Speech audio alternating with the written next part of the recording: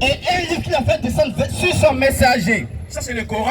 Olive. Olive. Qui a fait descendre avant. Ah, vous voyez ça? Dans chaque communauté, Allah a envoyé un messager. On va prendre encore une autre sourate. Là, ce sont des cours gratuits que je suis en train de dispenser.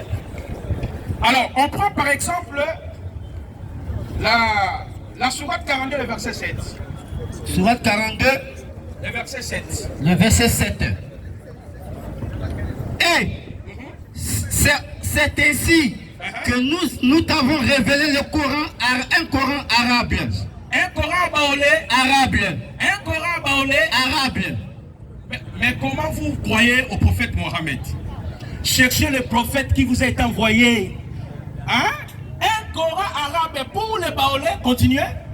C'est ainsi que nous t'avons révélé un Coran arabe afin que tu avertisses la main des cités, la Mecque et ses alentours.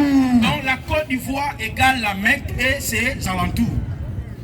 Mais la logique coranique vous dit dans chaque communauté, Allah a envoyé un messager. Voilà pourquoi quand on dit les musulmans ont fait l'allusion à la tribu du prophète Mohammed qui n'avait pas reçu de messager.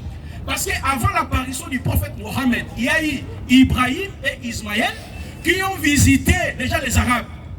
Mais la tribu du prophète Mohammed n'avait pas reçu le messager. Voilà pourquoi dans le Coran, on parle du terme musulman ou islam. Parce que la tribu du prophète Mohammed vivait dans l'idolâtrie, dans le polythéiste. Alors, il y a des occurrences, on va continuer, il y a des occurrences qui parlent du terme musulman. 3 minutes. Par exemple, la sourate 6, le verset 125. Notez seulement, il n'y a pas le temps de lire. Sourate 6, le verset 125. Ça, c'est la première occurrence.